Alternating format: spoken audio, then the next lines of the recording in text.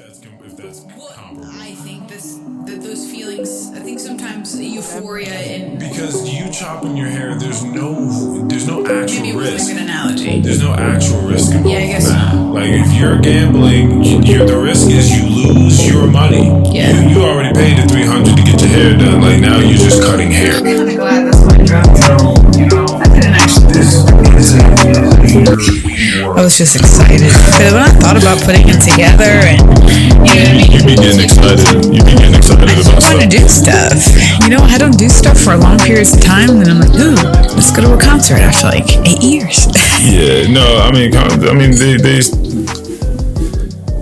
they seem lit. I just, as you start to get older, I just start thinking about everything becomes a process, and it's like going through, like, I gotta get the tickets, gotta go to the place, wait in the lines, be around the people. Do I really want to do that?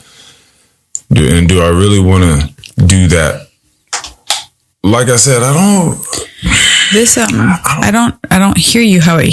Oh, you don't hear me? Oh no, now I do. I'm sorry. I guess you were far away from the mic. I feel like rap concerts. No, I get it. I just I don't most know. concerts is how I feel. Like I don't know. No. Some people they have huge productions. Like when Travis Scott started, I think Travis Scott. Oh, I've seen him. And Kanye sort of started the wave of maybe super large, very intricate sort of lots of productions. Props. Yeah, people swinging around and people, just a lot of shit going on. Sparks and it's a lot, steam and all that sort of stuff, like rock star type of shit. I feel like they kind of brought that in, but I don't feel like rap concerts really be like that. I like the fact that if you go to like a guitarist, like I've been to John Mayer stuff, and people know I like him, but he can do all sorts of different renditions of old songs and stuff that he's done. Like new solos will come out of places. Like, you know what I'm saying? Yeah. No, I told you that I've gone to see Flair. What's her name? Fleetwood? Not Fleetwood. I forgot. Because I wasn't really... Flo in the Machine? Florence in the Machine, yes. Yeah, my friend group at the time was really into her. And I definitely did enjoy her. Not enough, I guess, to go to concerts, but I just like spending time with them. And the first concert was great. It was beautiful. I had a phenomenal time. But then she did the exact same concert in another city. I think we went to see her twice, like maybe one in Baltimore, once in DC or something. And I felt like I was watching the exact same show all over again. Like even like the things that she would say, you know what I mean? Mid-performance. Yeah. Like the same dance. I was like, what is going on? I was like, that's not what I'm here for, I guess. Like I thought you would just have a little maybe not a whole different set list, but that'd be a slightly don't say the exact same things you said. A slightly different vibe. Yeah, it was weird. Yeah, kind of like us yesterday. So full disclosure for the people listening. For sure. We came in here hot off of no potting for a year, however long some it's been. Some movement in the sun. And just forgot how to pod. Yeah, for sure. Just a little rusty. Just a little rusty. So we just go ahead, dust the mics off. You know what I mean? Try again. And so we're back in here with different vibe type of thing you were looking for Flo in the Machine. Yeah. Florence. Yeah. No. So I just don't know about, going to that. Also, again, there are some songs that I enjoy off of the Clips album. Yeah, and that is and it's a large one. It's when the birds don't sing or the birds don't sing. That's an awesome record, but I don't want to just that was an experience. You don't need to keep hearing that sad ass story. Definitely, we have 5 songs really. It's Whips and Chains. POV. I'm on POV now. POV's great. I told you. You don't care. Ibida is cool. Ibida, of course. So Far Ahead. A's and all trumpets. Oh, A's trumpets for sure. All things considered. So that's So that's like 6 hours. You really don't care for So Be It Live? I think that would be fun. Not even for Push's verse. I think it's so cute. It's great. But that's my whole point. Is I think that a lot of people when they were listening to this, there is. Okay, so the Malice thing. Well, he's good, and I think that outdid a lot of what people may have thought he was going to do. Maybe some people already thought that he would have just came back and would have done this. I don't know what people's expectations were on that. But because of him coming off of such a hiatus of doing this type of music, I think that he definitely went above the bar, went above. Yeah, right. Like it was like, damn, this is cool. Mostly enjoyable for sure. But what I don't want to leave out of the equation is the fact that Pusha T has been doing this the entire time. Yeah. He's still been rapping and working alongside different artists, started working around Kanye. And that's when he even said in an interview that he started really, really working at it like a different level, like really looking into stuff, into the production and kind of going back and scrapping things and going back in and honing in on small things. So he's been like working and studying through this. So when people just said that he have just like kind of got swept on this, like Malice. Oh yeah, that's wild. You know, we don't need to do that. That's what I'm saying. I don't feel like that needs to happen. And that verse wasn't it. There's a few of them for me, you know, and I am new to clips. No, so be it. But yeah, no, you know, I skip his verse sometimes. He said, can't wrap your head around this. You're not Arab. Like there's just certain joints it's a little silly. That were just like a little back to back. This ain't traffic. It's just like a little Will Smithy. He says impasta instead of imposter for pasta. Yeah. Penne alla vodka. Yeah. I mean, like it's cute. But yeah, I skip it now. A lot of rap is about swag.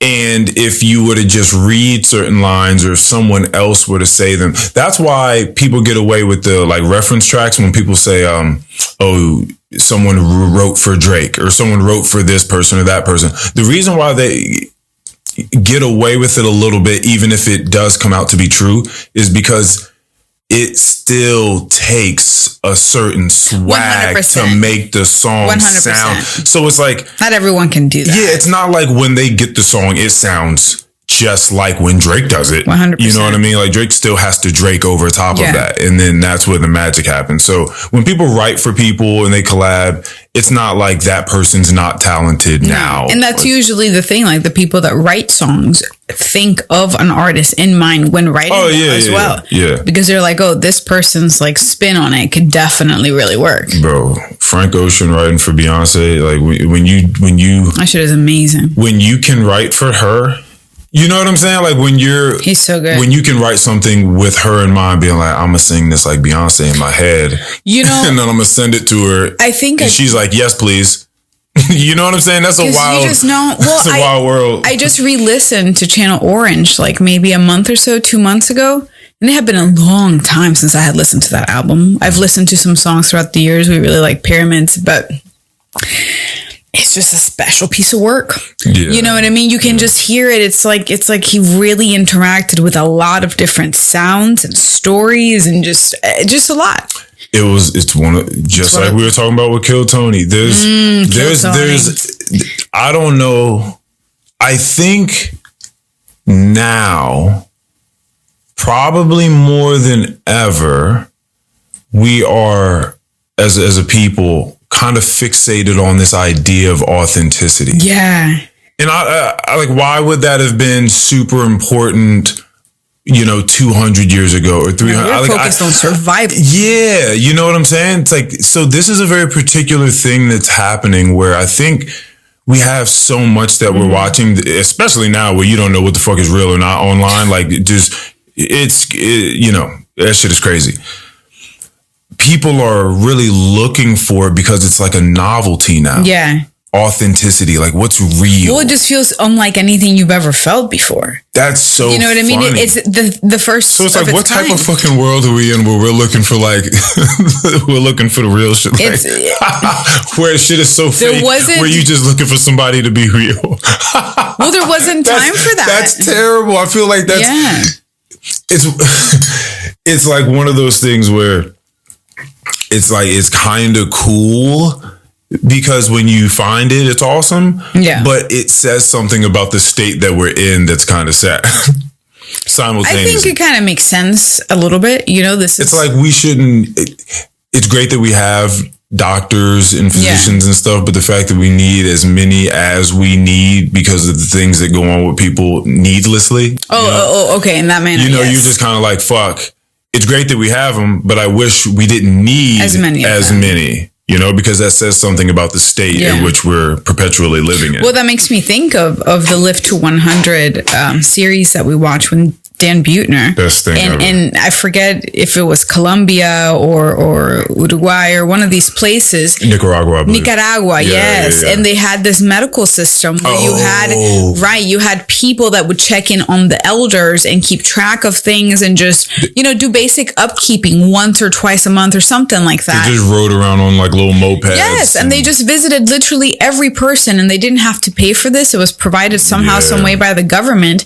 But these people like little fucking village people riding around. in the fucking mountains. And it's like, how we not have you know what I mean? And they're making it happen. So it's really interesting. And they don't need to go out to doctors all the time. Either it comes to them or they're just being kept up with. Bro, so that's amazing. Everything we've been talking about. Well, I mean, not this music conversation, but over these past few days have been about upkeep. Yeah. And I keep bringing the car thing in that's there. A great one. Yeah, if you're being preventative, and people are using these terms now a whole lot more, I feel like I've heard, if you're proactive about the situation, then you don't have to wait just the amount of doctor bills, like the amount of money you're going to spend if things aren't being maintained. You know what I mean? My coworker that supposedly almost died and got saved by the manager by going to his private doctor, he showed me his medical bill and it was something crazy, or I didn't even tell you. It was like $64,000 for whatever it is that he had to get at the hospital. And thankfully there are grants that are available for people with no health insurance, and he was able to apply and he qualified and he had to pay $0. But he's one of the few that get. I don't know how he did it. I was about to say, what type of grant was that? I don't know, but he applied for some assistance, and he showed me, and it said like $64,000, and then it had a discount, and then it said equal $0. Like that's how much you pay. Ooh, so he and you can tell. Could you imagine the weight? Well, I was gonna say I know it's true because of the way that he moves around there. He's never worried. He's good with money, you can tell, and he makes good money, but he doesn't have a $64,000 bill he has to pay on his back. No way, Jose. He is a happy duck. So yeah, no, that's crazy.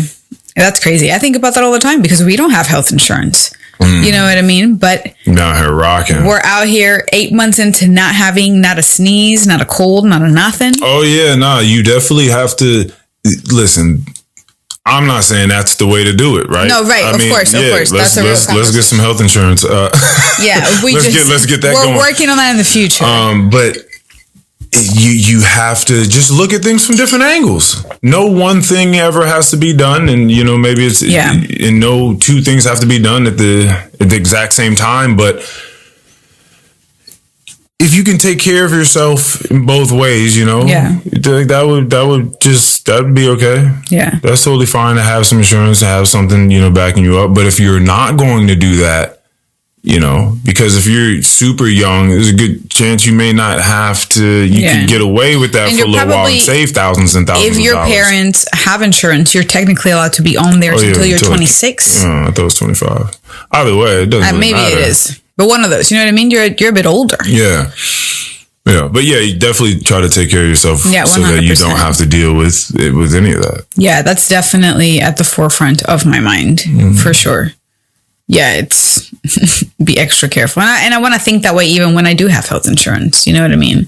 That applies to both sides. It's still a backup. Like, I'm not just going to lean on and be like, all right, well, I'm good now. Because if something happened, I'll just go ahead and pop on in. They'll take care of me. Like, no, I don't want to do that. I still don't want to do that. That reminds me of that client that you told me about that got diagnosed with prediabetes and or pre-diabetic, and did nothing about it for 2 months. You know what I mean? Because she was like, I figured like not enough time has passed and like I'm good. That it wouldn't have affected her negatively. Really affected it, or it's not too far. I can still turn the boat around. The momentum has. I don't know, bro. 2 months sounds like a long time to me. Yeah. That's a big diagnosis, I feel like. Yeah.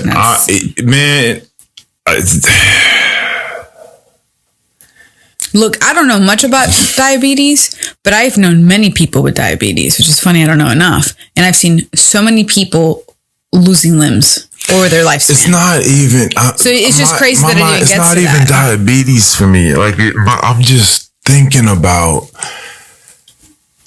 just deterioration of the body and your capabilities, just watching them slip away. That's what we've been talking about as well, is that is the norm. And it's just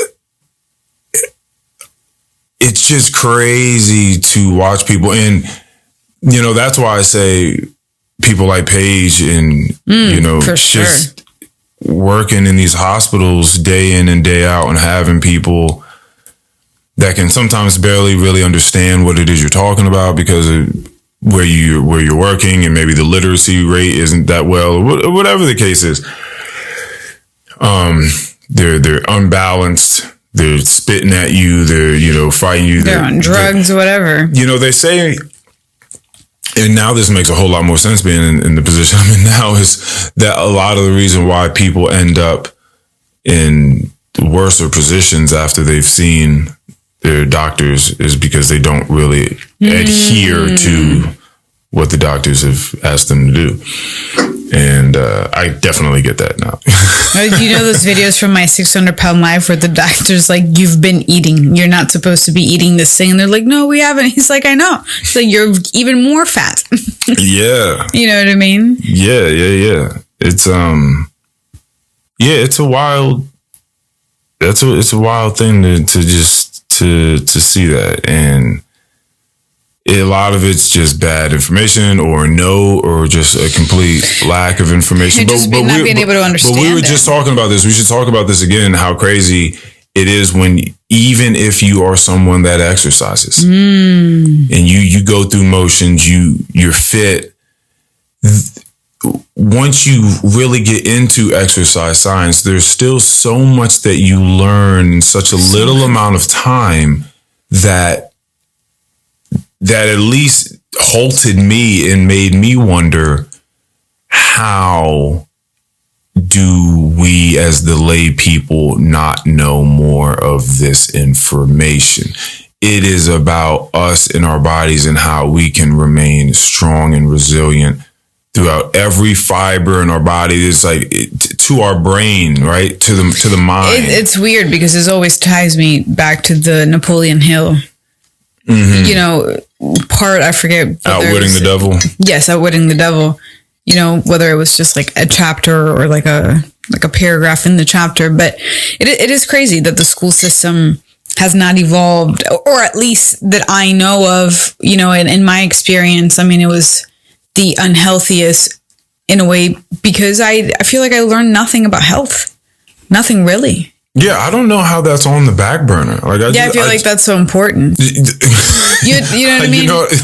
Like as far as like our priorities go as biological beings, it'd be very different if we were, 50 years ahead of where we are now, and we all have the fucking, Elon Musk chips in our brains. Right. And we're like, you just look at each other. We're mostly cyborg / spirit / whatever. One with everything, whatever.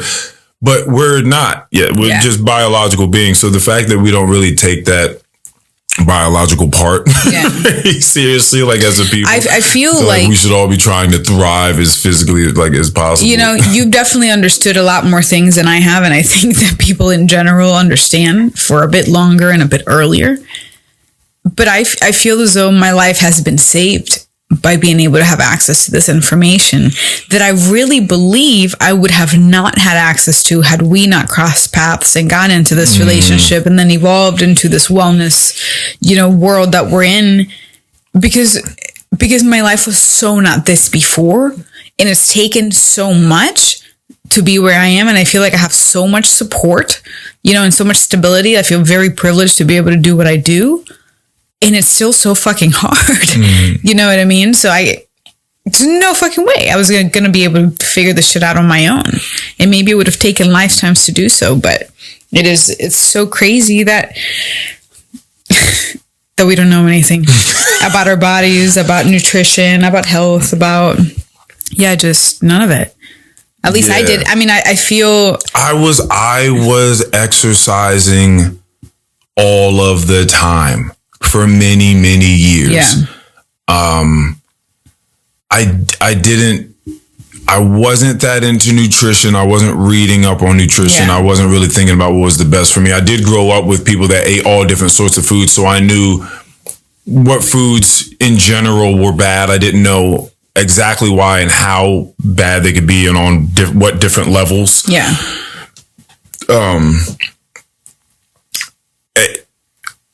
But it's just the Dunning-Kruger effect. It's you think that you know more about things,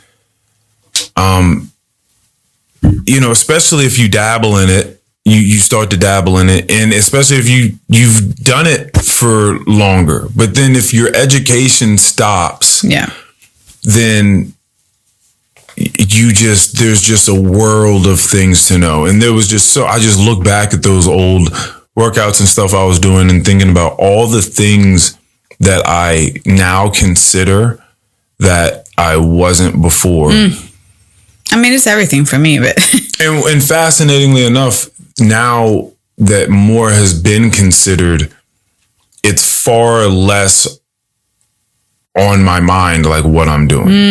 It's not like now I feel that analysis paralysis we were talking about. It's not like I now feel like, oh my God, I have so much information now. I don't know what to do in here because there's so much I could be doing. It just like seeps in a little bit. Yeah, and you just like do the thing. It's like we were talking about this morning, if people just stuck doing the hardest workout they can possibly do every single time they ever step into a gym and I guess just losing sight of it all.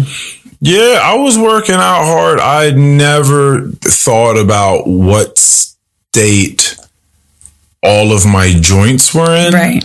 And exactly what one would do to truly better them in a real way. And just listening to your body, because sometimes you might want to really fucking rip it at the gym, but it's not that day. And it may be the day afterwards. But maybe that day is not optimal to move as maybe your mind or the rest of you feels like it can move. Yeah. That's something that I've had to learn now, moving more and teaching, and just, there feels like there's so much going on. Like some days I have to just chill. Yeah. No, I talk to that. I talk about that with clients all the time, new clients, especially the ones that are like extremely mentally strong, and that they're about to try to hit it at 1,000 miles per hour, and you're like, hey, listen. I'm excited for you. Right. That's great. And if you keep that and you continue to do it with the right intentions in mind and you're realistic, you can do this.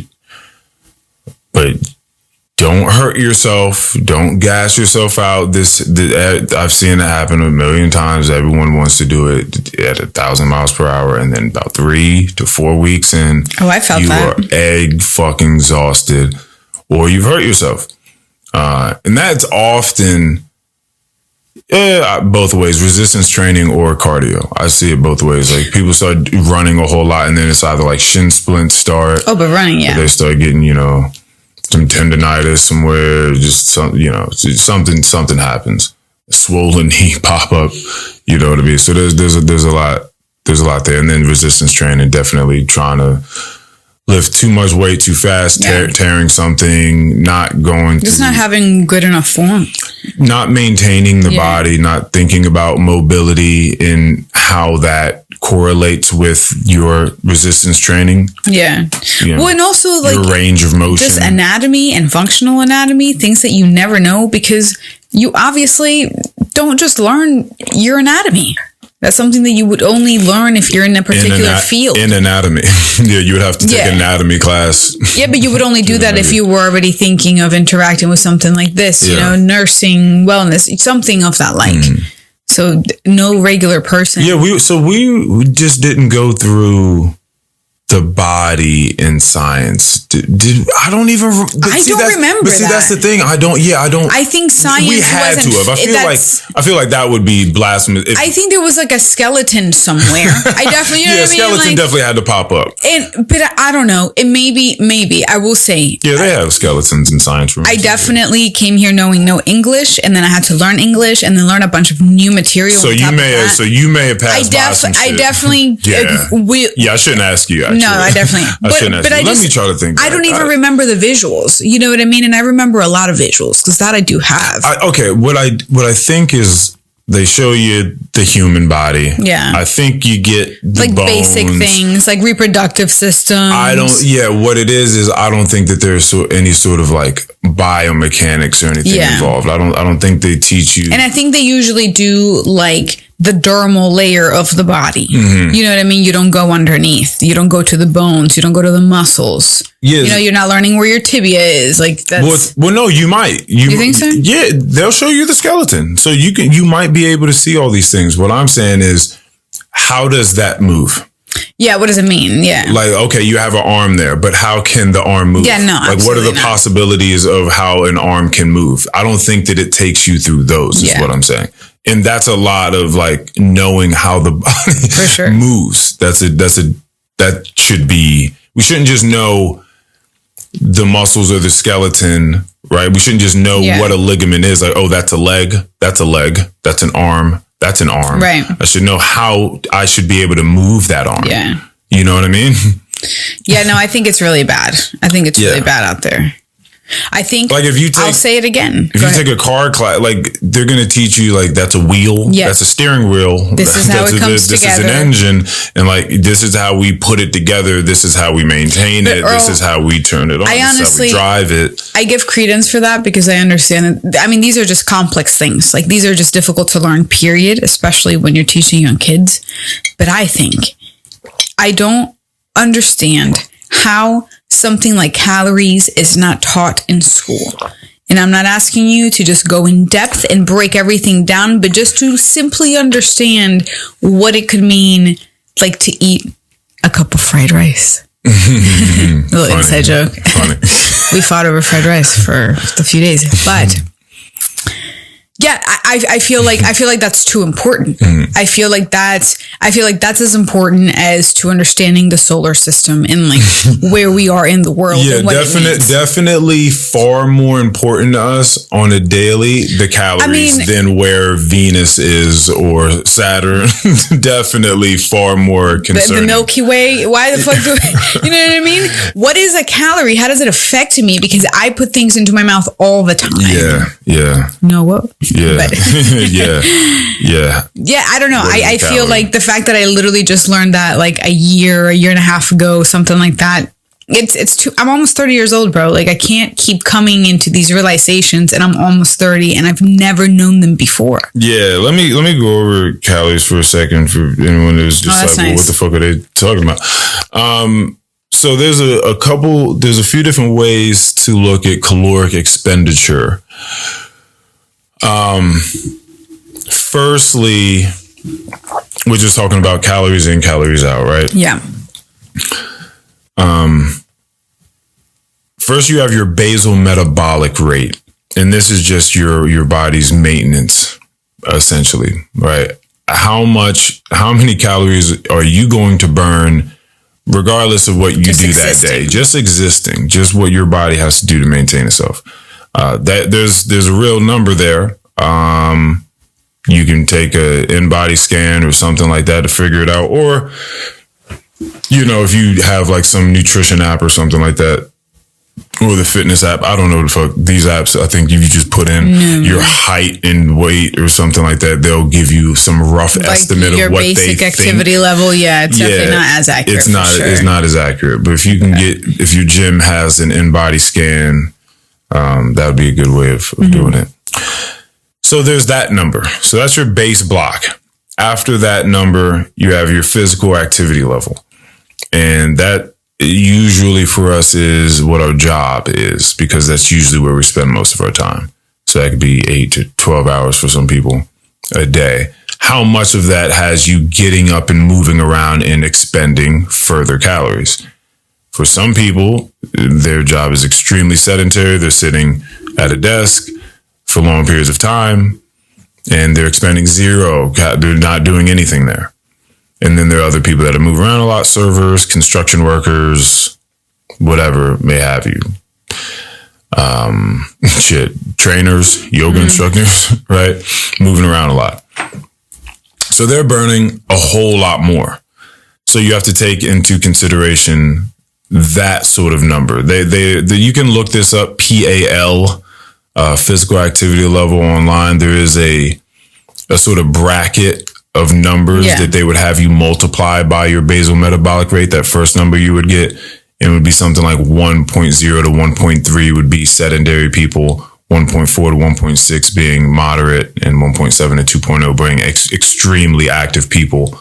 And then you would kind of multiply that. So that's your sort of subjective bracketing. Right. Where you would put yourself. So that's also going to be a rough number as well. Unless you are with an Apple Watch or whatever, tracking your physical activity level throughout the day and it's actually counting your calories for you, in which case you don't have to worry about any fucking thing I'm talking about. The next one being exercise. So the next block being how many calories am I burning in the considered effort of exercising? That may be a few hundred, depending upon what it is you're doing. You might be on a fucking treadmill for hours and it might be thousands. So whatever that number is. And then those three numbers, the aggregate of those three numbers is giving you what you are expending daily, roughly. And so you need to be, if you're losing weight, eating underneath that number and being in a caloric deficit. That could be, 2 to 300. That's on the lighter side of that. Or 3 to 500 right. Can give you, even bigger results. So it's up to you and what you feel like you can do. But doing that consistently is what helps you lose weight. And then there's the fat component to the carbohydrate component of working in a zone 2, zone 3 heart rate range for yourself that allows you to burn fat as opposed to carbohydrates. That would be in the zone 4, zone 5 sort of heart rate. So, you're kind of working in tandem with both of those as you're working in higher heart rate zones, probably doing some higher intensity work so that you can burn higher calories, get the metabolism going, burn higher calories. And at the same time, having days where you're working through an extended period of time at a lower heart rate, a conversational pace sort of heart rate. So you can use fat as fuel, and then you're building muscle on top of that, which then higher your metabolic rate because it higher the level of maintenance that your body has to do. And then you're just, changing that body composition through time. So that's caloric expenditure off the rip. And then the last thing there is also the thermic effect of food. Actually throwing that in there because that matters as well. And that just means that, your body is heating up when you eat, trying to process the food. And if you have very, very simple carbs, stuff that your body doesn't take very much energy to process, then you get more of those calories, right? Because your body doesn't have to use as many calories to burn the item. Right. So therefore, if say just like mashed potatoes, for instance, there's a good chance it doesn't take a whole ton for your body to have to break that down in the same way it might have to break down a bison fillet. Right. So therefore you're going to get more of the calories out of those mashed potatoes than you are going to get out of the bison. So it ranges from 10 to 30% of the total amount of calories in a food item that you can burn off simply by eating and ingesting it. Exactly. And it's the more fibrous, more, complex things that clearly take more out of your body to process. So that also kind of gives you a range of what type of foods would I also like to eat where I can And then on top of burn that, more processing. you also have to understand the caloric qualities of those foods. Mm-hmm. You know what I mean? Like how many calories, what does it mean with that number of calories and serving sizes? Is it calorically dense but nutritionally deficient? Also that, right. Yeah. Versus is it nutritionally robust but maybe calorically light? Right. Or, moderately caloric. I always like those videos. I find really cool of people that do like 860 calories and like healthier, very, very caloric nutrient foods, and then just random junk food. You know what I mean? And I mean, it just looks so delicious because it's just great food. You're not just eating lettuce and sliced carrots and fucking and a date and a nut. And it's like, 900 calories or and a date and a nut is crazy. No, but I mean that was my image before. And I think that it's all of this lack of education that has us looking at nutrition like that. They're like, if you're to eat healthy, like you said, it's that same bag of lettuce with that goddamn, that green, that purple, the shredded carrots, that bag of lettuce. You add some dill in there. I think that's the new thing. A little bit of tuna. Oh, okay. Canned tuna.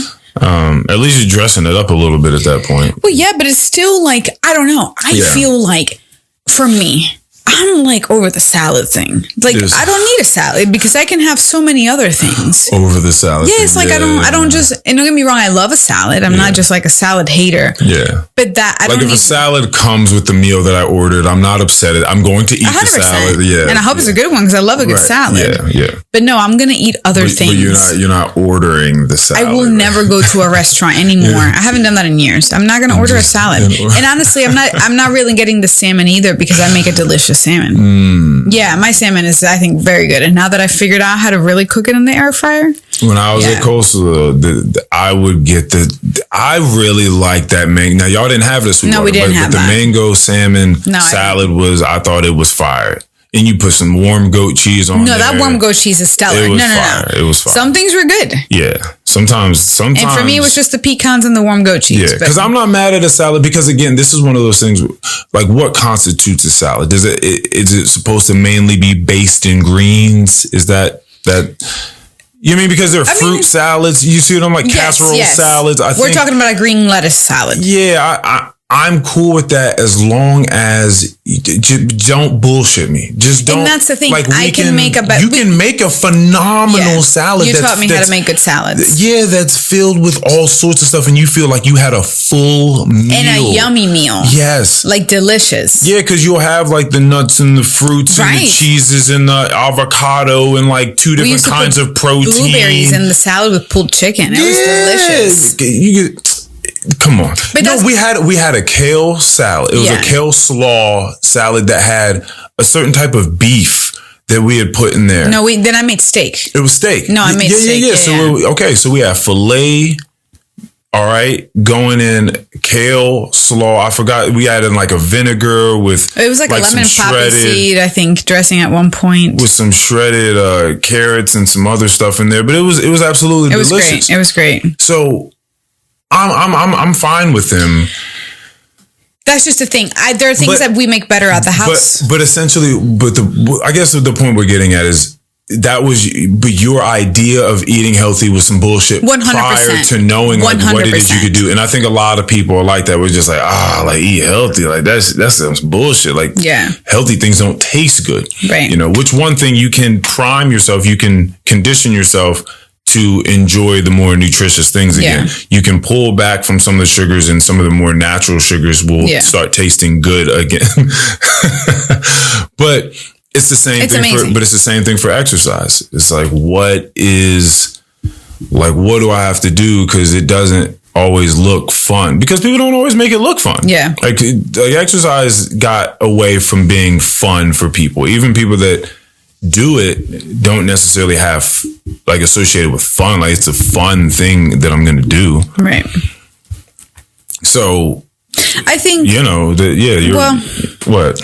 I just think sometimes, since this is so very new to me, that people really get stuck doing this for aesthetic's sake. And don't get me wrong, I am very excited for a super sexy banging body in the next 5 years. 100%. That's very important to me. But everything else comes before that. You know, and I think sometimes when you're just trying to like complete like a certain idea of hypertrophy somewhere or whatever it is, I think that can take away from everything else that is happening. Like you either don't notice it or recognize it or maybe dim that thing from being able to take place. Yeah, I think that with most things, you should find a way to enjoy the process. Yeah. Like the process has got to be the thing that you fall in love with. And some days is definitely going to be a bit harder than others to do that, but the more that you do it over and over. But also, you know, you do need a great support system. And if you were not in my life, I just would have never done this. I think Sonata said a really good thing. Sonata Greca, Kim Kardashian. Don't even say Kim's name. Don't take her line away. I shouldn't do that? No, because I feel like... No. Both of these things can be true at the same time. She is Kim Kardashian's personal trainer, but she is absolutely her own thing. Yeah. And having that connection is not a bad connection. It's not, but I think I don't like referring. I think I've always been referred to as someone something to some degree. And I don't care about that. Like I'm very proud of the thing, like our relationship. But it's like,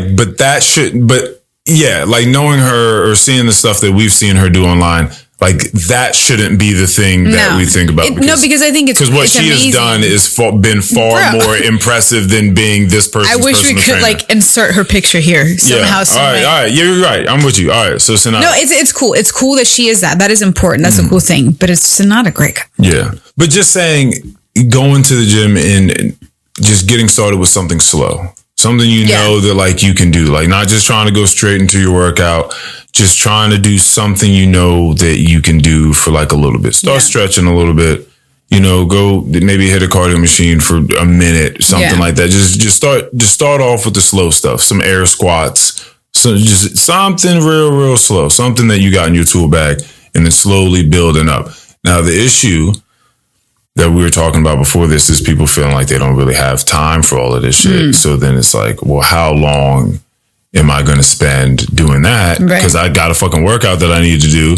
And then am I going to feel good about the workout that I got if I spend time trying to warm up and get myself ready to go and all this extra shit? And so, it's a lot that you kind of, no, that one's difficult, you know, battling when it comes to just trying to take care of yourself, which is fascinating because like I said, you get to a point where you overanalyze enough to just really realize that it's just about moving the body around and, you know, taking your joints and things through their ranges of motion so that they remain healthy. And, you know, it doesn't have to be nearly as complicated as we make it, but we've gotten so far away from being able to be in tune with our bodies that it's difficult. It's not always about all the sets and the reps and the this and the that and the splits of the days throughout the week. A lot of the times it's just about being in tune with your body and moving around and exercising and trying to progress in some way, shape, form, or fashion through. And that's not always the amount of weight you're lifting. It may be a new movement, hitting a certain muscle group from a different angle, or they're all different sorts of ways of measuring progress. So I don't know. It just feels like a mind fuck to me because I feel like this stuff is really important.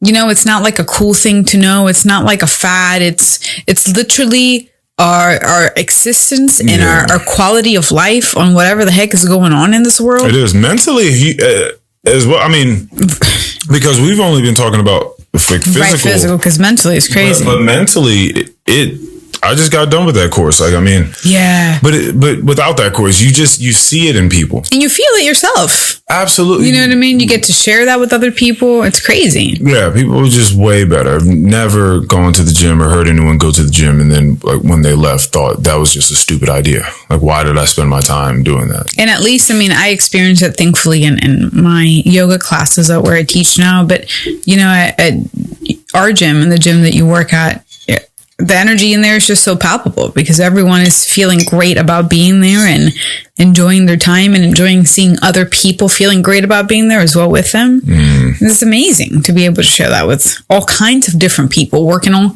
all kinds of different things. It's insane. Yeah. It's so cool. Yeah. Slight deterrence from this because we spoke yesterday about being a team. And I felt like I wanted to say that. I like that partnership thing. Yeah. Yeah, that partnership thing. It's a cool thing. Yeah, I think it is. But in tandem with my idea that when people know someone, like they stop trying to get to know them. And so that's why it seems like when you meet new people, it seems like they're really getting to know you for who you are in that moment. Yes. Because people that have gotten to know you don't continue to give you that same lens. They don't past versions or preconceived notions. They don't continue to ask you questions that maybe you guys have already spoken about or whatever to try to Which is crazy. A new, fresh perspective on maybe the new human that you may be. They just kind of assume, that you're the same person that you were when I met you 12 years ago. I think a lot of this works because we're constantly looking at the new person in front of us and like trying to take that person in and figure out what that person's thinking about. Because every once in a while I'll be thinking about something and you'll be like, "Look, what you thinking about? How are we evolving?" Yeah. It's a funny thing, but how are we evolving? It's true. I feel very lucky that. Tell me what the next step is. Yeah, I get to evolve kind of without really trying to sometimes, which is so amazing because you just naturally evolve. And I think in order for this relationship to thrive in the way that it has recently is because, I feel like I found like my pocket in the relationship truly, and I embrace it. And sometimes it's just following what you have going on. And it's exciting to me. I never, at the beginning, certainly very annoyed. But like now, like I've been doing this for a long time with you. So now I'm in and then I see you and then, I can see something's going on and then you're not smoking weed anymore. And it's like, all right, we're not smoking weed anymore because things are definitely going to change. And then we argue about fried rice for about 3 days and it not being healthy. And then now we're here and it feels like, sometimes I have to fight. I just needed to clear that up. You should. That I didn't say it was just completely unhealthy. Yes, I said that the term. It was the precision of speech. Yeah, it's just putting the term healthy or unhealthy on things. Yes. I just probably have another question. I'm just like, tell me why. And I think, on this last note, kind of on the fitness wellness point is I can tell from people's questions that they're trying to get answers and they want a yes or no. People do very bad with gray areas. It's too difficult. It's like, tell me, is this good or is this bad? Is this right or is this wrong? The way I'm doing this exercise, the food, and they're like, should I do this type of stretch beforehand or should I do it afterhand? Should it like, and how would I know when to do it? Like, beforehand or afterhand. And that's when psychedelics sometimes. And it's like, yo, chill out. You're right. And it's like, it's difficult to explain to someone a certain level of knowledge about something because like if you don't have it, you just don't have it. You've considered a certain amount of things over time, getting knowledge through some sort of education that, like you said, it melds. You can just start doing it. You're not necessarily thinking about how you're doing. You just know that you can do these different things. You just do them. And people get frustrated with, well, it's not quite that easy. You could do this beforehand and it would possibly benefit you in these ways, but you could also definitely wait for it afterhand. And this is what the sort of effects would be afterwards. And so it really just depends on what it is you're trying to do in that moment. And they're like, okay, it's what about but a foam roll before or after? What about split days? Like I know some people do like upper body and then they do lower body and they do this and they do that. And they're like, is it good to do it like that? And I'm like, well, how many times a week are you coming to the gym? like what is that split going to look like? Like, I mean, you could do total body days if you like to do that, but how many days are you going to come? Are you going to do 5 total body days in a row? Like, what do you know what I mean? Like, that's going to be taxing. It's like, what are you looking for? What is necessary? What can your body take right now? Like, what do you have time for? What are we? Yeah, there's so many variables. And people do really, really poorly in the gray areas. And so that's why I feel like for a lot of people, it feels like I don't know like what I'm doing and if it's effective or not. They're like, that's just it's a weird thing. Yeah. Like it's like yes or no sometimes way of looking at things is tough. It's difficult to just stay in I guess a limbo of sorts, you could say. Just kind of waiting. I'm not going to get this right, but there's this one page that made me think of you in the Murakami book. Yeah. What is it? Haruki Murakami? I forgot his name. I forgot the name of the book. Something Chronicle, the Bird Chronicle. It doesn't matter. It doesn't matter. But anyways, this guy is saying something like you stay still when the moment calls you to stay still, and you move with the water when the water's calling you to move, and you just gaze when you're only supposed to gaze. And of course, it's very, very well said from his end. But I think that's one of those things that people, sometimes don't just, do the work and just wait, because that's just what it is. And that's definitely difficult to grasp and to try to do, because you're just asking sort of for like a meditation you don't want to do of sorts, but you kind of have to if you're looking to accomplish some things. Yeah. And particularly for me, starting from the deficit that I started with, it's still sometimes difficult, because I'm like, that's still a lot of fat on my stomach that I thought that I got rid of a year and a half ago, and I did. There's just still a lot more. Yeah. So yeah, some of those things just take a little bit of patience, and I don't think that most people do well with that.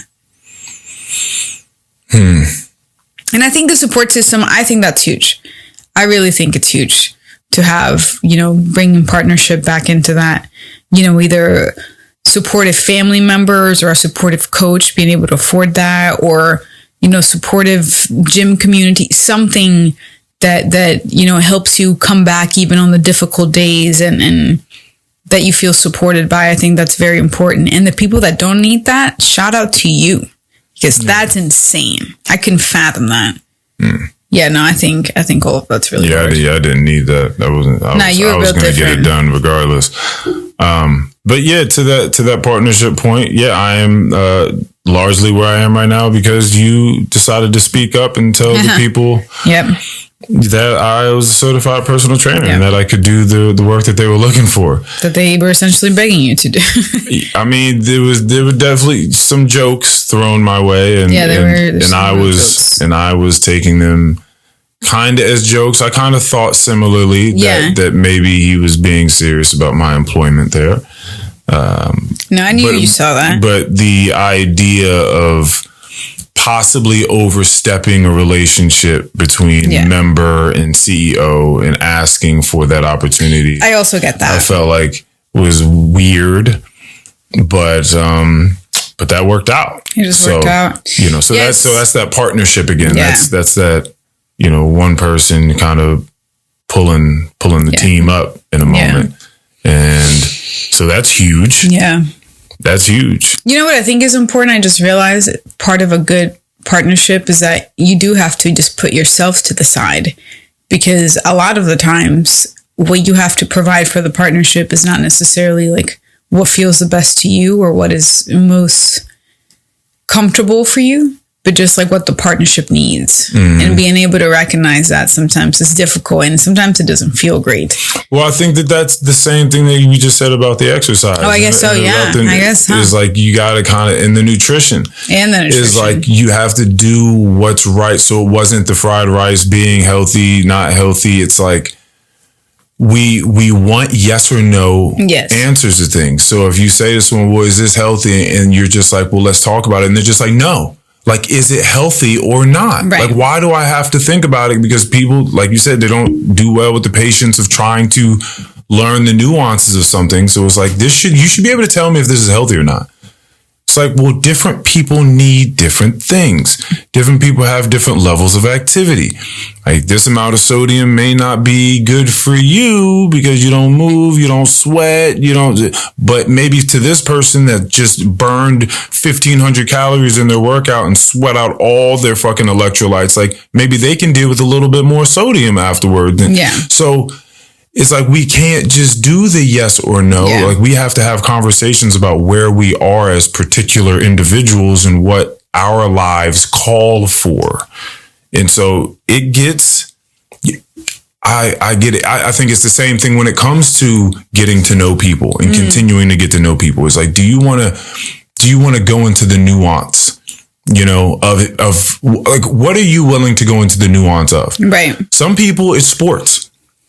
Like, I will know everything about this team, its players, where they're going, what they're saying. Like, I'll know everything about what their coach is thinking. I'll know every nuance about this game. And they know a bunch of that stuff for different sports, which is crazy. Oh, for sure. Yeah, for sure. So, we're all trying to look at the nuance in certain things. Some people, it's music, and to some people, they just listen to a song, and then other people are like, nah, but do you hear that violin in the background, though? That real faint violin. I love the way that this person flipped this old record into this loop on here. Like, oh shit, I didn't even realize that was that old song from the 90s that they kind of took and looped. And it's just like, yeah, and did you hear that line where he said this, this, and this? But did you also notice that the line meant this, this, and then you're like, oh my God, like, yo, hold on, you listen to music on a different level. Right. So, some of us are just looking at things, and you want to, where you're interested, you really want to see the nuance in things and try to, and so you can understand, oh, this isn't just this or that. There's a deep nuance to it that I have to wrestle with if I'm to actually understand the thing in a holistic way. And so, or in a fuller way. So that's kind of a lot of the issue there. People ask questions. It's like, all right, let's have a conversation about this. So when people come and it's just like, oh, I heard you should never do a bench press. Bench presses are bad movements. They're going to tear your shoulder out, because my husband got his shoulder torn out and he went to the doctor, and the doctor told him, oh yeah, you're not supposed to do those. Those are bad movements. What you're supposed to do is take 2 dumbbells and you're supposed to come down and twist them so that it's just a mostly tricep based movement. It's like, okay, so if you wanted to exercise your pectorals, you just can't grow, you can't strengthen your pectorals. Like, so what do you do in that moment then? And how I feel about that is just like, okay, what sort of weight are you lifting? Right. How do you know that this is the correct weight for you right now? How did you work up to this weight? Right? How many repetitions of a slightly lower weight can you do? How many repetitions of this weight can you do? Right. Like, let me see your form doing this.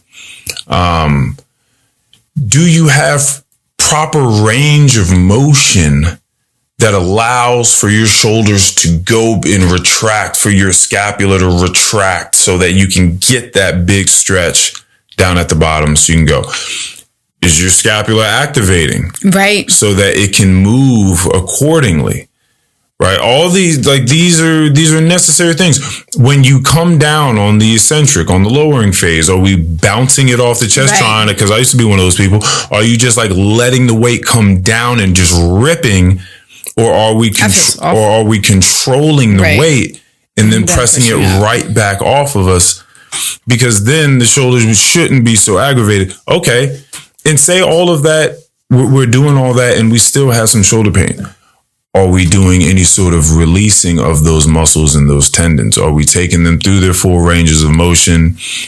Joint wise, are we massaging them? Massaging the connective tissue around them. Very important. All these types of things. Are we getting proper nutrition and sleep? And boom. So now we're having a conversation, right, of things to take into. Have you had a tear there before or something? Is there an injury that you had before that wasn't rehabbed or whatever the case is? So there's just a conversation to be had, and I think that conversation exists in a lot of things. Yeah. And when you're not willing to have that conversation and you need a quick yes or no answer on something, it's like, you're going to be in a tough situation for a long time. Yeah. And I hear you say all of that, and I think all of that can just completely translate to just, all kinds of relationships, particularly romantic relationships, because people forget that there's not like just guidelines of how to run relationships, that you have to figure out how this particular person and this particular person do in these particular set of circumstances. And then literally all of those tweaks have to be applied here. Have you been traumatized before from this thing? Are you overreacting? Is it a valid reaction? You know what I mean? How much accountability does each person need to take in each particular circumstance? You know what I mean? It's so much. So this is why, and this is why I think the flow works the best for it. Because without you having to try to intellectualize all these things, you can just feel it. Yes. So I think that when, you were talking out there and we were drinking coffee and you were saying that, like, why do we go to, what science class was for? It was like oceanography. Why the fuck we're in oceanography? Mr. Riffy and then you said geometry. And I said, no. Yeah. Geometry is different. All right. The psychedelics will show you geometry is 100%. different. You might see shapes and they may speak to you like they're words. Right. And there's something in shapes fitting in where they need to fit in. Yes. Okay. And there's a beauty in that makes immediate sense, that all things need to be able to kind of fold in on each other and be one and be able to expand and retract and dissipate and reappear. And sometimes things just change immediately, like on a whim, and you kind of have to just keep up with that. You got to stay in that pocket. And so essentially, that's what you're trying to do with all of these things, is you're trying to stay in this pocket and you're trying to respond as naturally and as geometrically. And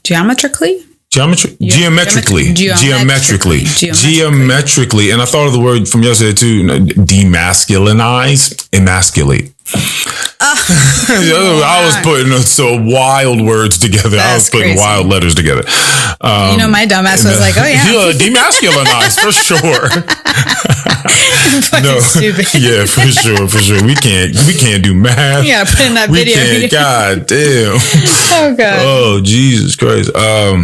Yeah, no, those are. I don't know. I feel like I'm certainly not an expert of anything, but I've been working at a long-term relationship for a little bit over 5 years, and I think I have figured some things out for us. You got to rock with it. You got to rock with it. Sometimes you got to bob and weave. You got to meet it. You got to meet it right there. But that was my point though yesterday about the word confrontation and how I think it gets a bad rap. But I think that people are not ready for you are constantly having to confront life the way it is in front of you right then and there. And if you run away and try to act like that's not really what it is, then that's when it gets weird and it's geometrically now incongruent. You have to sometimes leave away or just have it enough in the back that you can like hear it and see it, but it's not at the forefront, like how you feel and you want things to be, because that is important. That could definitely change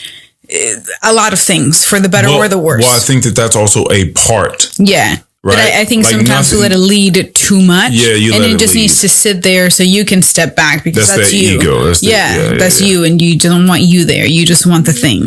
Yeah, you want to be that headless person. You want to put the head to the side. Right. Just experience, and it's like, okay, what's going on? Yeah. Because all this is very psychedelic. Yeah, for sure. For sure, but that is it though. It's what's weird? That is it. When people that are only a few years older than you look at you and they say, "You guys have the healthiest relationship I've ever seen." That feels fucking weird. Because it's like it feels great and also so scary because I feel the same, and I don't talk about that. But we've talked about the fact that there weren't. Not for us, and maybe this would be another. It's a new survey I'll do. But how many people have you witnessed in a relationship that really made that shit seem fly? Like really made it seem like, damn, like that's cool. I want one of those. And you know, that they're open and honest about how things have been able to be what they are now, because they certainly were not there before. Yeah. Which is why we have a funny painting that says it has always been like this, because it has not always been like this. Yes. And that is the whole point. Yeah, no, I think it's, yeah. Yeah, it's cool to be able to build something you feel like you haven't seen before. I imagine that for anyone doing any endeavor. Yeah. If you like look up from what you've been doing, like whatever craft you've been interested in for years, and you've been putting work into it, and then you've been putting so much work into it, you kind of like look up. Yeah. And then realize they're like, oh shit, I think I built the first one of these. Yeah, this one feels really good. Oh shit, you start looking at the market again, and you're like, oh, I think I'm one of one of the ones. We've been putting some work. I don't know if there are any relationships really that I can think of have ever seen that I say, I definitely would, like, I want to take things from their relationship and bring them to mine. Like, I want to shape my relationship. Literally not one person that I know of or can think of. That's interesting. I don't often have gone in my Rolodex and just I've thought about this before. Relationships. Like, how many relationships do I even know? Am I even only... Yeah, the little ones that I think of, like, the ones that are, like, my family. You know, the ones that I definitely grew up around for a long time. I just like you don't, not my grandparents, not my parents. You know what I mean? Like, it's not just like, damn, that's dope. Like, it just seems like, okay, seems like much better for me over here. Yeah, like that's yeah. Because I think that's the whole thing is that I think, and you do have to, or it does help if you have. Because you're always from the outside looking into a relationship, which is not at all representative of like what the relationship is. Yeah. But there's still a way you feel about it, regardless of how much you know about it or not. And you can still look at a relationship and be like, damn, like this looks really nice. Like they seem like friends. They seem like partners. People don't have us talking into their ear about like, this is what Von Marie or Earl has been up to. You know what I mean? Like there's like I feel like, now that we get older, particularly with people in our lives, like they'll come to us talking about each other. Or like, don't tell so-and-so, you know what I mean? Like trying to talk to us about their partner from either side. But neither of these people know that are in a relationship that they're talking to us about their partner. Like your parents and my parents. You know, they've had their moments where... Oh, I see what you're saying. Oh, you're the middle person between two people. Yeah, like we're the middle person. And I don't believe, like, the people... Or the things that I share about myself, I have no problem with them getting back to you. Yes. You know what I mean? Like, when I talk about you and I make fun of you. Because there are things that you've already said to me and things I've already said to you. And that we talk about all the time. All the time. Like the other day at work, I was feeling silly and they were asking me about my meal prep or something. And they're like, what does Earl cook? And I was like, not a fucking thing. Not a goddamn thing that man has cooked in years. And I was like, and I don't want his food either. And he knows that. You know, and everyone just made this funny face. And I'm like Earl knows. Like he's very much aware. Yeah. We have a system. Yeah, for sure. He doesn't cook. Yeah, no. And there are many reasons as to why. Yeah. There's a nuanced reason, but no. I mean, for the most part, you wouldn't like, because I'm definitely willing to eat things that aren't, you know, but I think that's a man thing. It is a man thing, but it's also like a very you thing in your minimalistic kind of sage-like ways, which used to be a little annoying for me. And every once in a while, like, I guess before more so, I wanted you to make some decisions, and now I let all that go. Yeah. I am full throttle. Making the decisions when it comes to a lot of things, which is great that, you know, you don't give a fuck about that. No. You are so cool with just showing up. I think that, you know, I think Jordan Peterson has spoken about this, just like your problems are your problems. Yeah. Right? Like there are so many problems in the world that one could overwhelm themselves with, you would die. If you try to worry about everything in the world that there is to worry about, right? That's way too many worries for one person. You have to pick the things that really, really call to you. And then those are your problems. Those are your tasks. Those are your endeavors. That's your journey. You go worry about those things and do what you can with what you can manage. And there be a lot of shit that I'm not worried about. Yeah. That you are, and certain things that you haven't been worried about that I have been, that I've had to bring and that you've had to bring in. And sometimes it's going to be on the person who it really, really calls to handle those things. Yeah. And I mean, for one of them, for me, movement was huge. Yeah. It was not on your radar like it was going to be on mine. And I felt like that was going to be a huge differential. Yeah. And so we had to have that conversation. Yeah. And things changed way for the better there. Yeah. That was something that I felt like needed to be there. Well, and I think that was my problem, not your problem at the time. Right. And something real that I think, people don't like. Funnily enough, I feel like I make people uncomfortable talking about this, but I think it's a very real conversation, is that I felt as though our relationship was certainly headed for a rockier space because you were already so fit, obviously, and just physically more attractive than me. Like, that was just a factual thing. That's the part that people don't like. Yeah, people don't, and it's crazy that people get upset with me for thinking like I'm not asking you to call me fat. Like, I'm okay, everything is fine. Like you were asking me about my experience, but I think it's important that I foresaw, obviously, you getting even more fit and more attractive, because you're talking about going to the gym we started off strong 5 days a week. But I knew that in order for me to want to stay in this relationship, I had to do something if I wanted this to evolve into a much better situation. And I definitely did that, or made that decision with that in mind. Well, we had known, I'm looking way in the future, right? Yeah. Like I'm thinking about reality. Yeah. And how that's just not going to work. Yeah. It's not like there's and I've always been very realistic in that sense too. Because I know the people that try to do it and they don't speak to their significant others about their health. They just kind of like let it ride.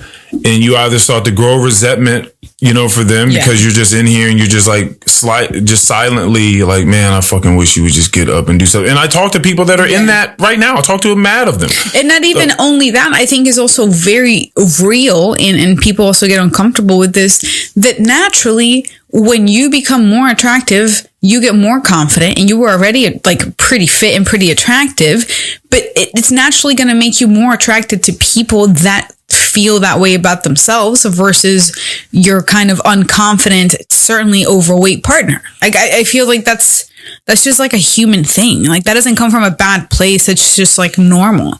So that's when the real conversations, like, and now it's both of your problems. Yeah, and if you see your partner getting stronger, getting more fit, becoming more able of a human. And just putting in hard work, regardless of how long it takes, like really trying. I mean, their mood starts getting better. They start thinking about... Your sex drive gets higher, which is crazy. Start thinking about, like if you're more attracted, like all boat tries on the same tide. It's like no bad things happen. Yeah, like that's... It's crazy. It's like there's no cons.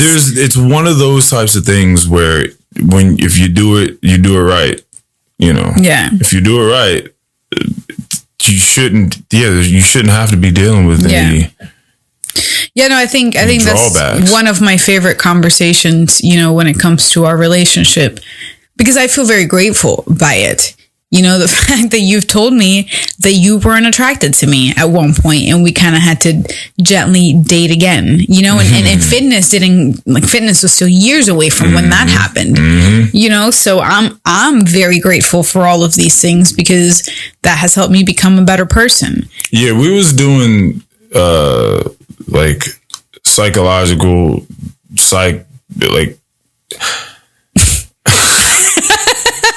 What? Well, I'm thinking like a therapist, psychologist. I'm thinking. Well, that's why I stopped going to my therapist, because I realized that after doing psychedelics and just talking to you, I was like, I don't need you to just listen to me. Like, I can have real conversations with my partner that gives me real objective feedback. Yeah, that was a weird thing, because talk therapy got to a point where it was like, everyone, there are people that believe that everyone needs to be like in therapy, like in a room with a licensed therapist, having conversations and all that sort of stuff. And, therapy looks a lot of different ways for a lot of different people. But the fact that you started going to one and just felt like this just seems like a mock version of like what I would normally just talk about with Earl. So like, well, I guess and I thought my conversations with Earl even feel better because I feel like I get more like more feedback and I'm able to look at myself a bit more. Yet you're just like listening to me. You know what I mean? It's like I already told Earl the story. So this is another one of those things that map on to your idea of not just following a map of how someone else did their relationship, but really figuring out what you all need to do because maybe, going to the therapist is good for someone. Yeah. But just like that word healthy or unhealthy, like it doesn't necessarily have to be this thing right now. There could be a gray area where maybe just y'all are doing better in your conversations than we are over here. Yeah.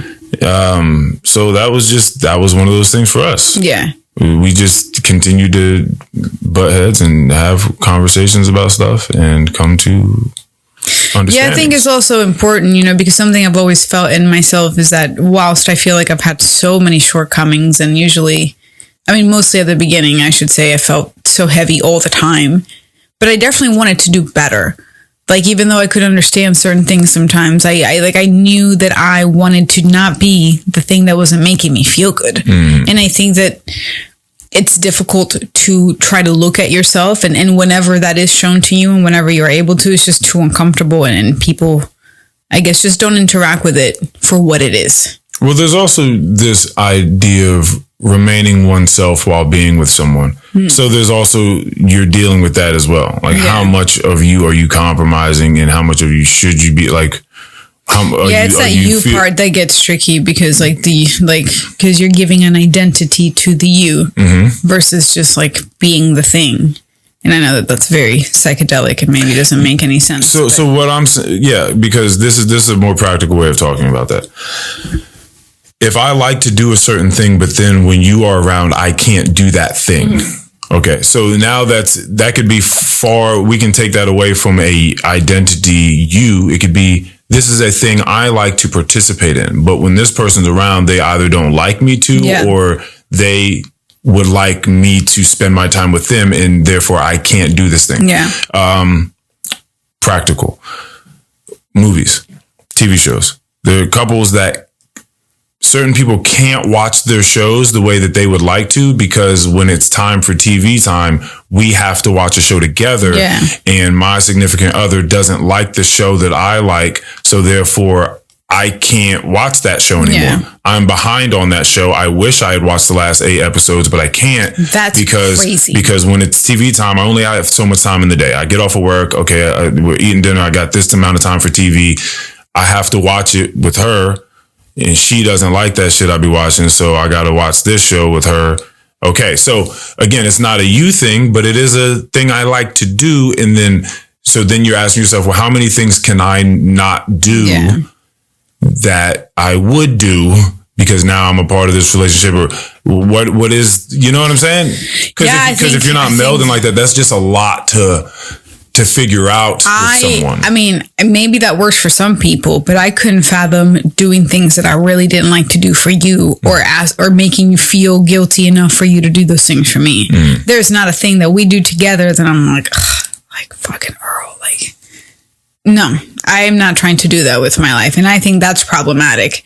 The fact that people are just, like my old manager, the creepy one from Sweetwater. I mean, I guess they're all usually creepy, but he just watched Love Island with his wife and he fucking hated that shit, Some people go from, it's not always you get in a relationship with someone that exercises and then the other person starts exercising. Yeah. Sometimes the person stops exercising, right? Because it's like, why can't, you know what I mean? They don't go. Yeah. So like, I don't want to just go as much as I used to. That's a problem. Because they don't go. So like, I'm just kind of chilling now. Yeah. So I've gotten a little out of shape and, a little soggy now around the midsection. Don't say soggy around the midsection. Fuck.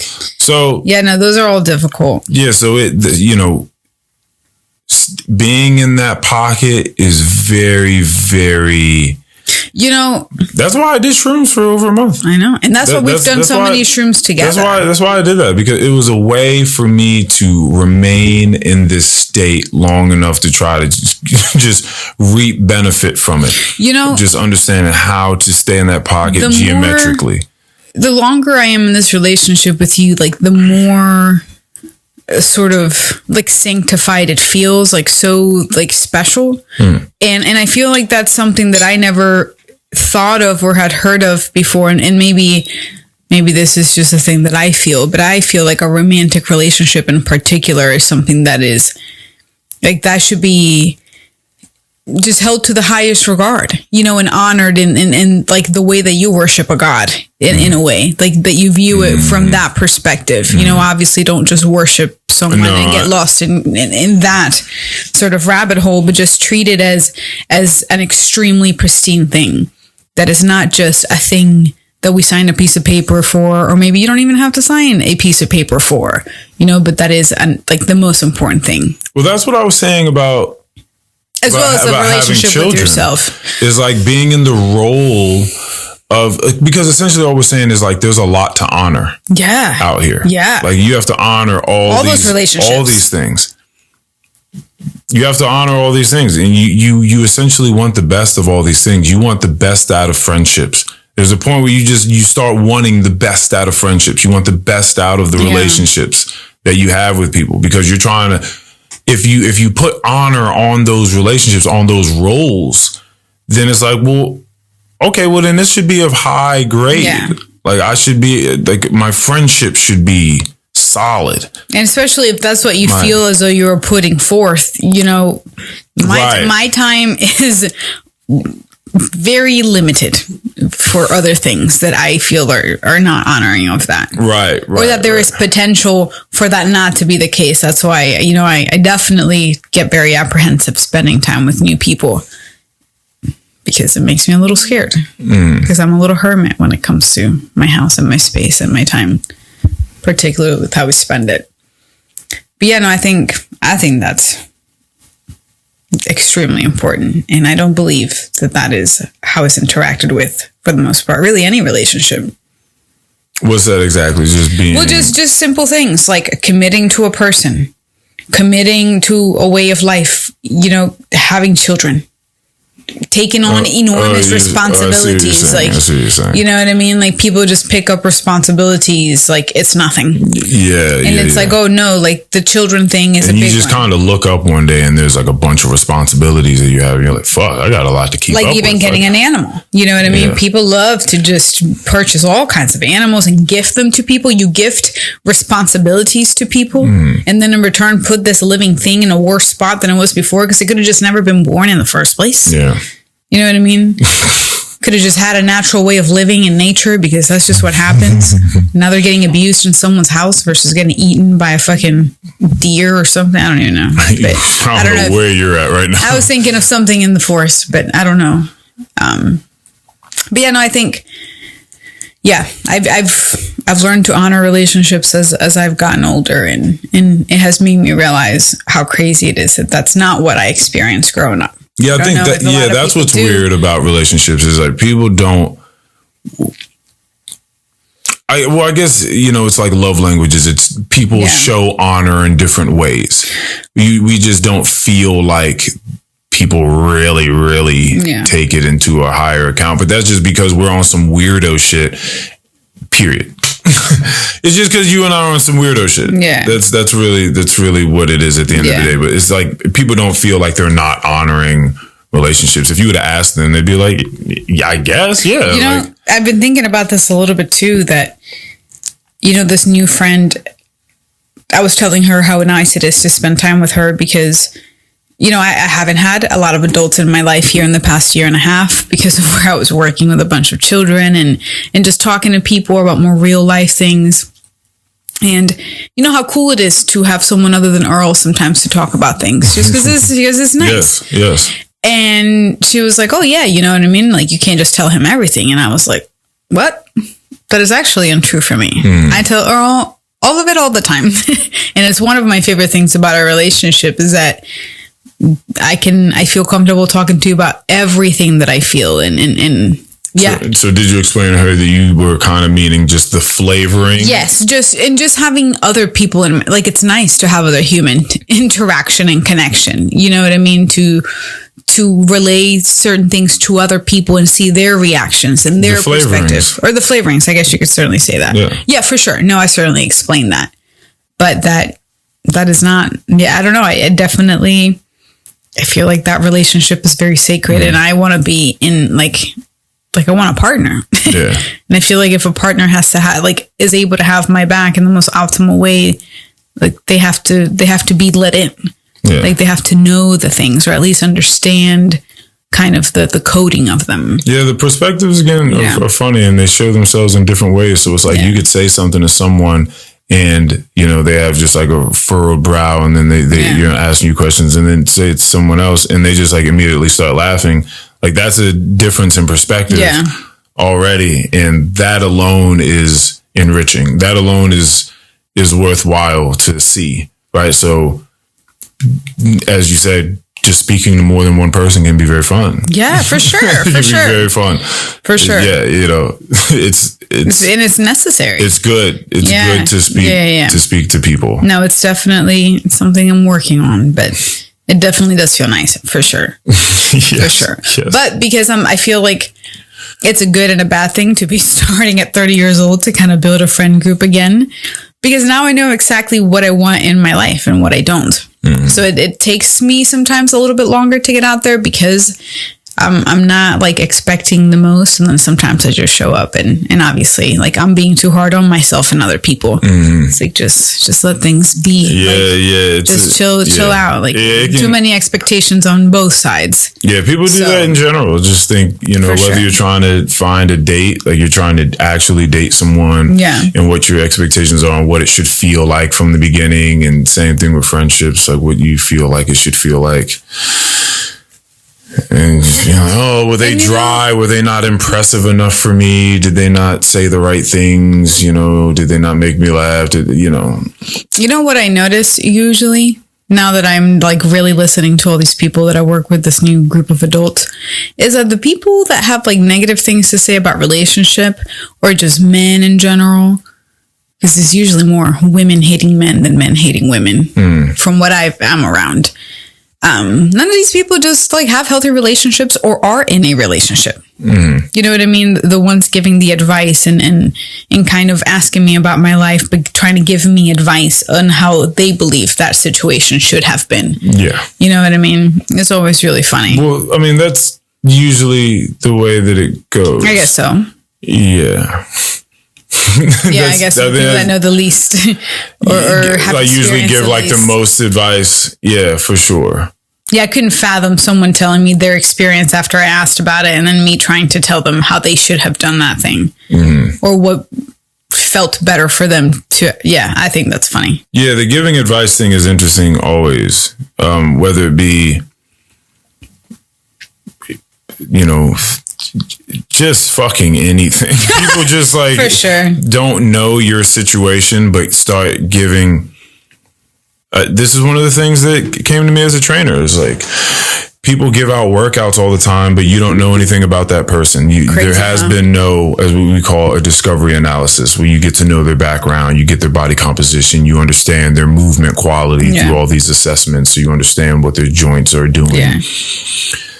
Like, but just giving someone a workout doesn't make any sense. But that's just like what people do with advice. Like, you just give advice without knowing the particulars of someone's situation or who they are or what they're dealing with. And so that's just ridiculous. Yeah. That's something that, I don't know, learning these funny little things and bits of information kind of make me laugh. Like getting into the private yoga world of, I watch all these videos, and it's always pieces of advice like don't be attached to the plan that you made or the sequence that you made for this one client. Maybe that's not what they're looking for, and like it should be okay to feel that way. And in my mind, I think, why would I ever make anything that is not what I believe they need based on how I know their body moves? Like, it would have absolutely nothing to do with what I like or how I feel they should move, but only with how I believe they would benefit. From what someone told me, they were I mean, farm worker, but has been a bit more sedentary as of recent life. So I'm thinking probably some underactive tight tissue and muscle that may need to be foam rolled out, right? So I have this person on a foam roller, and there's a couple things that could be happening here. One, it could just be that maybe these particular muscles that we're hitting, quads and the adductors for this particular one, just weren't tight, right? It just, for whatever reason, they just actually weren't tight. They were pretty loose. She was fine. Doesn't necessarily have to spend time doing this. Or it could be that there's just not really much of a connection at all with these muscles. So you're just kind of wondering like what it is you're doing. That happens a lot of times with movements in general. Whether it be like an exercise or some sort of regeneration tactic like foam rolling, you might just be like, what am I, even if you're doing a pull up or like a lat pull down, or you might just be like, what am I doing though? Right. Like I understand that I'm taking this bar and I'm bringing it to me, but like what is supposed to be happening here? Yeah, what am why I supposed are we doing this? Why am I doing this? What am I supposed to feel? Is this for my chest? Because I'm bringing it down to my chest. Like, is this a chest exercise? Is it a wrist exercise? Because I'm holding it. I don't know. I don't know, because I'm not necessarily feeling anything, because there's not much of a connection. So I don't know what's going on. So I'm telling her that, you know, we're kind of having this conversation as she's doing it. And she's like, yeah, I just kind of feel like I'm just rolling around. I was like, you feel like you're just kind of using a toy, wasting time? She's like, yeah, a little bit. I was like, all right, let's go ahead and I was like, move that off to the side. Let's move on to the next phase. Because whether it be that you just don't have that tightness, right, that I've assumed, or there's just not much of a connection, and you're not really connecting with what it is that's supposed to be happening right now. Regardless of that, well, let's just go ahead and get up and get off this. There's no need for me to just keep you on this thing and just waste time here if you're not feeling any of the benefit of doing this thing. So it's like every stretch and every movement, everything's not going to be what everyone needs at every moment. Sure. So you just gotta, at a moment's notice, you got to be able to boom. Let's bail. Yeah, let's bail. Let's get the fuck out of there. Maybe we don't need to do that. Yeah. Maybe this movement's not right. Maybe, you know, for whatever reason, you're not connecting. So let's make a modification. Let's come over here and use this thing instead. And, does that help you feel this thing? So it's, man, it's just, everything in life is just like that. It's just it's kind of funny, huh? It'll just. Yes. You just have to roll with it, be present. Don't try to hold on to control and force things that don't need to be. And, and just keep doing that over and over and over for every moment ever. All the time. Like that's essentially the practice. And that's why psychedelics are really helpful. Is because it helps you get into that groove and understand that groove. And then you're like, because at first you're intellectualizing all these things that we're saying. Yes. And it's like, you're trying to okay, stay in the groove. Like, so you're thinking about, it's just like flow rope. Like when you start flow rope, I mean, it is flow rope. Like when you start flow rope, you're swinging this rope around and you're trying to learn patterns, this overhand thing. I'm talking to you about drawing the infinity line through the sky. You know, I might possibly say that if it's necessary, maybe not. I don't want to get in the way of the person if I don't need to say something. Sometimes there's a certain cue that'll click something, but you're trying to learn these patterns. Your body's not used to doing these movements and rotating at the spine and twisting at the hip and shifting weight from side to side and all this sort of stuff. And your brain's talking in a way that it doesn't speak. Two hemispheres are speaking to each other in different ways as you send this frequency from one hand to the other through this rope. You're swinging stuff around. You have to think and be very aware of what you're doing as you're swinging this rope around. For a long time as you're doing it, learning all these different patterns, so many patterns, in the hopes that at some point you don't have to think about it so much. And there'll just be patterns so embedded in your body that you'll just start whipping the rope around. You won't have to think about it, and you can just hit. Muscle memory just kicks in. You can just hit that flow state and just start moving around and guiding the rope around. And that's essentially it. You're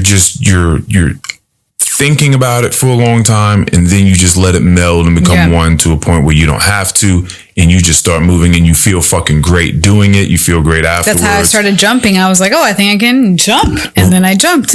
Right.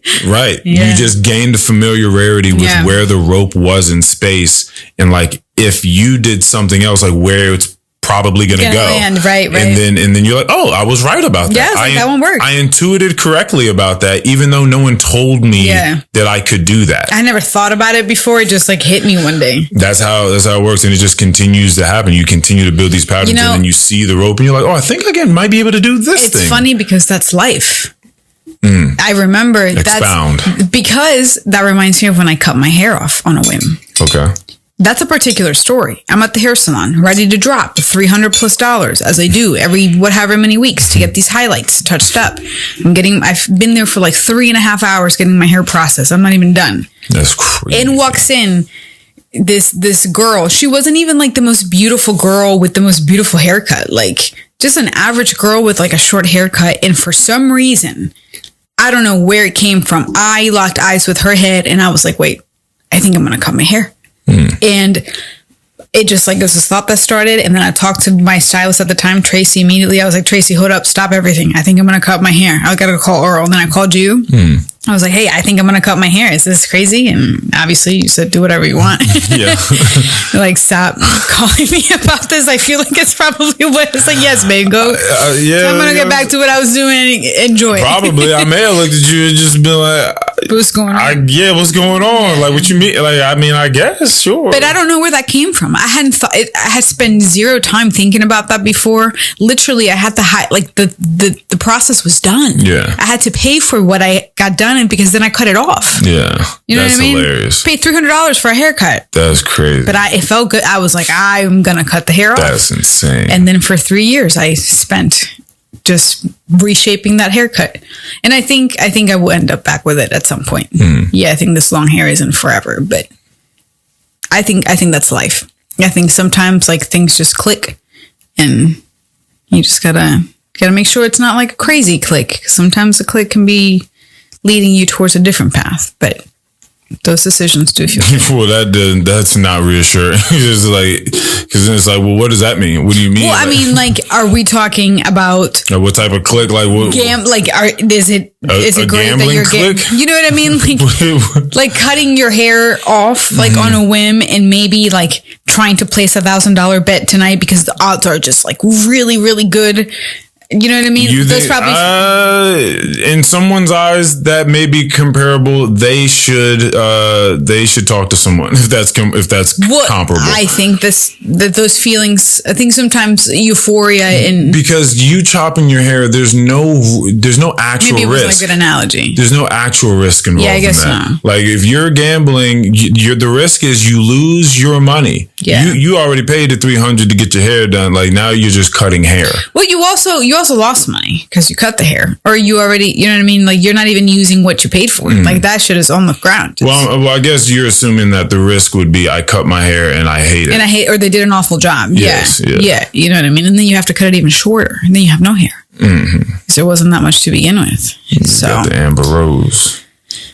Great story about how she became bald. That was cool. Essentially, she shaved all her hair off to stand out because she was just surrounded by beautiful women all the time. And she thought, how can I just be another regular good-looking woman with a beautiful body? Because that's what everyone else around me is. And then she shaved her hair off and bleached it. And what is it called? When people say, like, when the story's over? Not long story short. It's like an American term. It's always... Okay. There's like a... And the rest was history? Yes, that's what that's what I was looking for. I was going to hit that punchline, but it's like, what is that guy from Kill Tony that we've been enjoying? Timmy No Breaks? Yeah. Boom, roasting. And that's a punchline. You're right. Boom, black guy. Boom, racist joke. No, it is pretty funny. No, he's great. He's a funny guy. That's cool. But yeah, man. All right. We ready to get on with the day? All right. This is much better. I'm glad that we Yeah, did. much better. The other one stays in the vault. Yeah, we'll put that in the vault. All right. Thank you. Much better. Thank you guys. Thanks. Later. I'll be releasing some others. Yeah. Dear Mario. This is